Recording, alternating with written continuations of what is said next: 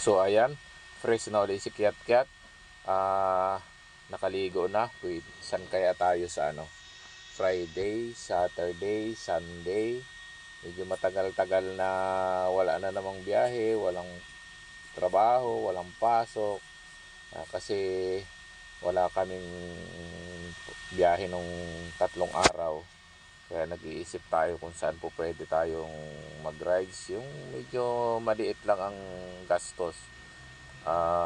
Gasolina lang, ganyan. Yung hindi gaanong makonsumo sa pera para medyo maalis yung ating puyat, pagod at saka stress. Para medyo ma-refresh na ulit yung ating katawan. Kasi medyo matagal ako hindi nakapag-rides siguro mga 1 buwan, 2 buwan, 3 buwan ata. Buhat nung nag North Loop ako, nung Bigan, Pagudpod, Cagayan, tapos Tugigaraw nung nakaraan nung bago pumasko ako nag North Loop. Buhat nun hindi na ako gaano nakapag-rides ulit kasi nag-iisip ako ulit ngayon na kung anong pwedeng magandang puntahan yung hindi gaanong magastos. Yung medyo dito lang kasi pag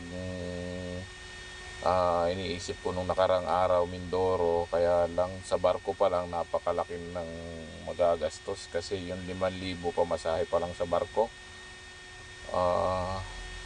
Hindi tayo masyadong prepare sa ganong kalaking presyo ng budget, kaya ang gusto ko sana yung dito lang para hindi gaanong magastos kasi low budget tayo ngayon hindi tayo gaanong nakabiyahe ng ilang buwan, kaya medyo maliit ang ating budget sa ngayon. Pero ganun pa man,